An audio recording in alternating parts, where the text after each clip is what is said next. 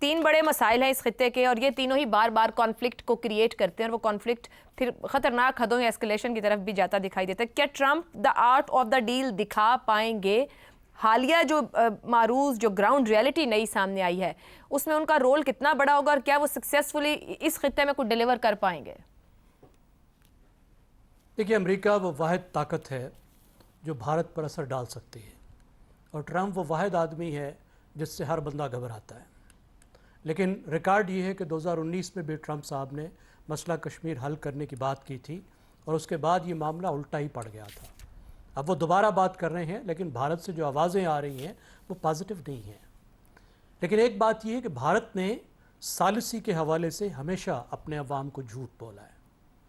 भारत ये कहता है कि वो सालिसी से बुलंद हो चुका है, वो इतना बड़ा हो चुका है कि कोई तीसरा फरीक आके उसे ना मजबूर कर सकता है ना उसे कुछ करने का कह सकता है।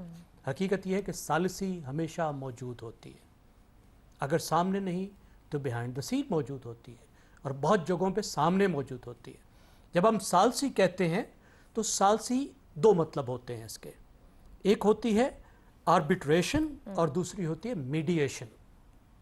आर्बिट्रेशन सालसी का कानूनी तरीका है कि जो सालिस है उसका फैसला दोनों फरीकों पर लाजमी होता है, बाइंडिंग होता है। इसको कहते हैं आर्बिट्रेशन। और मीडिएशन का मतलब ये होता है कि सालिस बैठ के दोनों फरीकों की मदद करता है कि वो किसी नतीजे पर पहुंचे। अब जो आपने तीन बातें बताई हैं उसमें एक में आर्बिट्रेशन मौजूद है, बिल्ट इन है, कानूनी है, बैनुल-अक़वामी कानून के तहत मौजूद है, वो है पानी का मसला। दुरुस्त। और उसमें पाकिस्तान और भारत मुसलसल आर्बिट्रेशन में हैं, रहते हैं। और जब सालिस फैसला करता है जो मैकेनिज्म है तो दोनों मुल्कों को मानना पड़ता है, दोनों मुल्कों ने हमेशा उसको माना है। भारत आज उस पोजीशन में है जो पाकिस्तान में आपके जो बहुत बड़े वो लाख जानिसारों वाले जो चीफ जस्टिस थे उन्होंने जो रेकोडिक वाले मामले में किया था।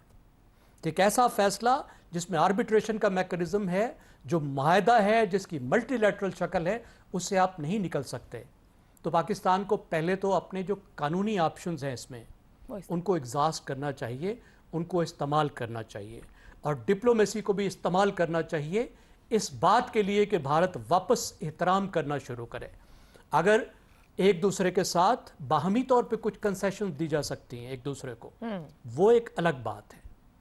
ये तो एक मसला हो गया। अब जो बाकी दूसरे मसले हैं, देखिए उसमें कुछ डायलेमाज हैं।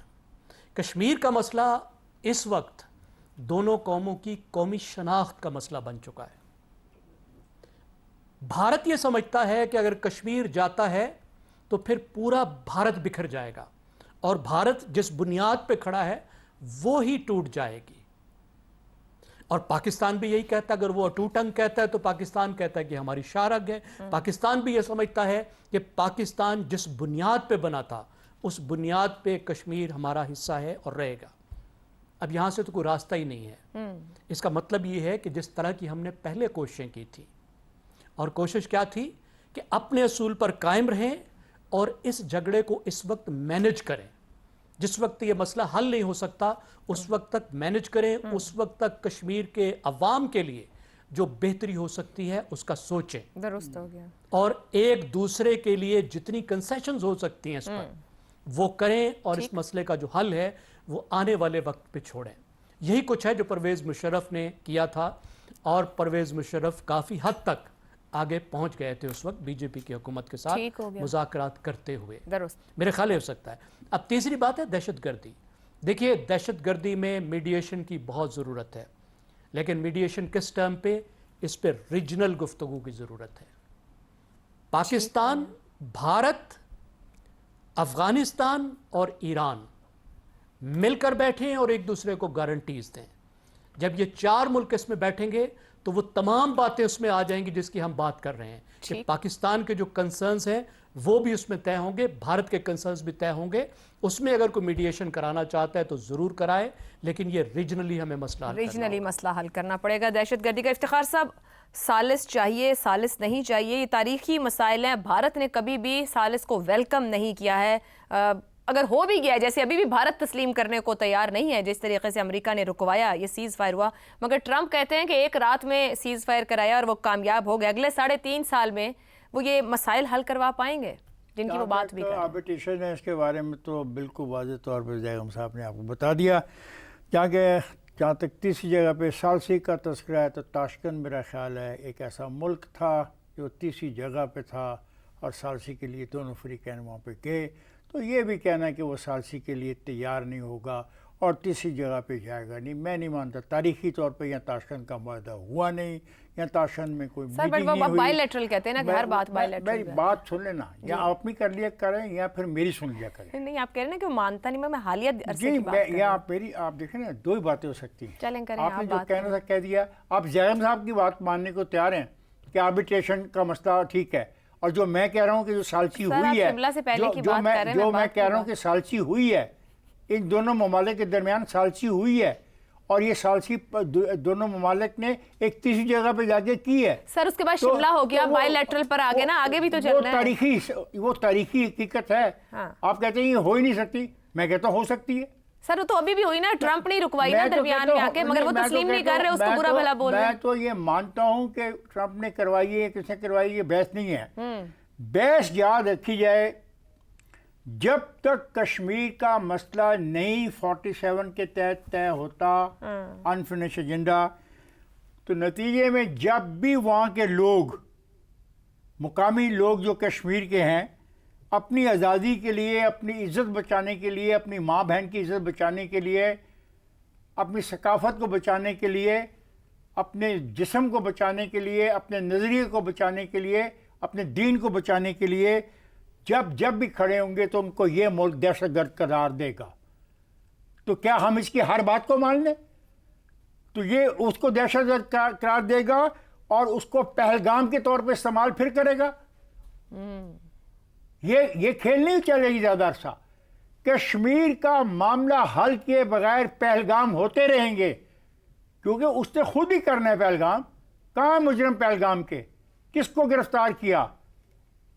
کس کو یہ کیا؟ یا کہ لوگوں کے گھروں کو بلڈوز کر دیا، 2000 لوگوں کو گرفتار کر لیا۔